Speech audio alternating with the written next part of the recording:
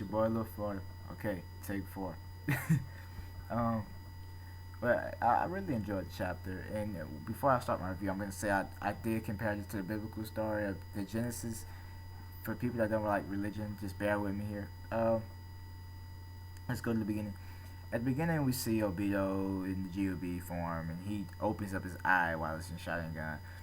And we get to see him talking while he's inside the GOB. He's like, oh, well, maybe I should take this bear down.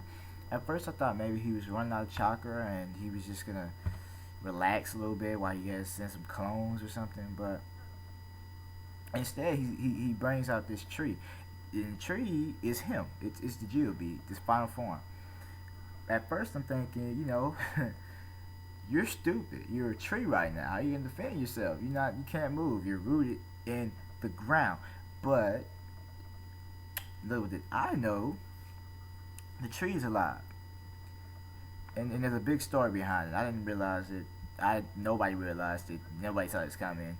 And there's a big origin story from this big tree. We get to see why being a Ten Tails makes you so powerful.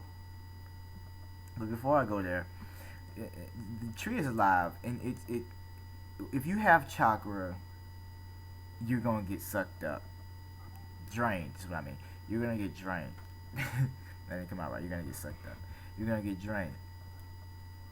So they go to this vivid panel section about showing this character getting drained. And I'm like, oh wow, that could happen to anybody, and it does.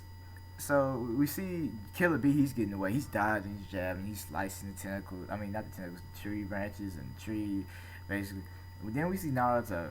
For somebody that's supposed to be the third fastest ninja, how are you? How did you get caught? He gets caught and he gets stuck under all the trees. And then it's like out of nowhere, somebody that's been missing forever, the third Hokage, decides he's gonna come in there and help. Like, where have you been? And then he comes up with this cheesy line saying, "Oh, sorry, I'm late." And everybody's like, "Okay, like you couldn't can send an email or something?" No. But he saved Naruto's life, and I'm thinking, we were this close to losing the main character. The main character. So in this world, anything can happen apparently. But Kishimoto saved himself by keeping Naruto alive, because nobody was going to want to watch. Unlike me, I'm a Sasuke fan, so I don't care if Naruto does. But if he would have killed off Naruto, it would have been over with, dead. Somebody would have came up to Kishi's house and went to the dome. But what so we see Madara and Hashirama. So while they're fighting, they get into this big conversation. I would think it's brief in the anime. This brief conversation about the tree and how it came to be, or something that sounds like an origin story. Madara goes on to tell Hashirama that the tree used to be the only thing with chakra. Basically, it owned chakra. It was the only thing with chakra. Chakra. And then he goes on to tell the story. This is where the comparison comes in. There's this woman, and she goes and eats this forbidden fruit. Hence, forbidden fruit. Any Kendrick Lamar rapper fans, he says Adam and Eve don't eat that fruit. I don't even think that was Kendrick. I think that was J. Cole. I'm sorry. But she goes on to eat this fruit, and then I compare that to Eve from the Bible. Eve goes on to eat the fruit from the tree that God told her not to. So God goes on to punish her, a snake, and Adam. She makes the snake slither for the rest of his life.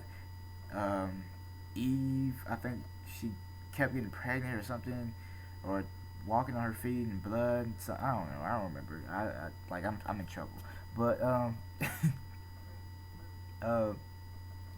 but the woman, just like Eve, God wanted to punish her. So the tree gets mad, and he, starts throwing a tantrum. Man, she ate my fruit. Man. Ugh. And I guess he decides he was just gonna kill her or something. So basically, her son grows up and just says no, just like leave us alone, bye. And I'm guessing he goes on to. They said the Six Path Hermit. I think that's what his name was. Six Path Hermit. I think he goes on to be the Six Path Sage, if I'm not mistaken, or something. But I think he's the origin father, the one that absorbed them. If not, it was somebody else that was similar like him, but he absorbed the ten tails or the tree. Same thing. So I would guess that I would guess that once like the rest of the story goes, he passes on to two sons, and then two sons start making their own, and then the village starts up. You know how the story goes in Ninja Bro, and it was just a brief conversation between the two. So I'm thinking, why would they just sit here and just have a serious conversation just out of nowhere? It doesn't make any sense at all. But that's how it is in the Naruto world, I guess, huh? But then we get to see we see it go into the final form. I mean, well, it's already in the final form, duh. But while it's in the final form, it sprouts up. And Madara was explaining this to them too. It sprouts up and there's a tree. You know how flowers blooms. And at the top of the flower, at the top of the tree, there's a blooming flower. So, I don't know if it's gonna bloom yet. But what he told him was it was the flower of despair. And when it blooms, it shines at the moon. And so when it shines at the moon, I guess it creates the image of the red moon. So what I'm saying is, that doesn't make any sense.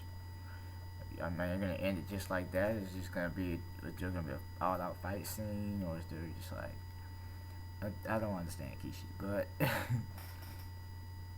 it was a good chapter all around. So I mean, I wouldn't say anything was wrong with this. It was just an origin story. I like the origin story. It's good. I gave y'all a good comparison. So I hope you enjoyed the review. I hope you enjoyed the chapter. Like, subscribe, thumbs up. See ya.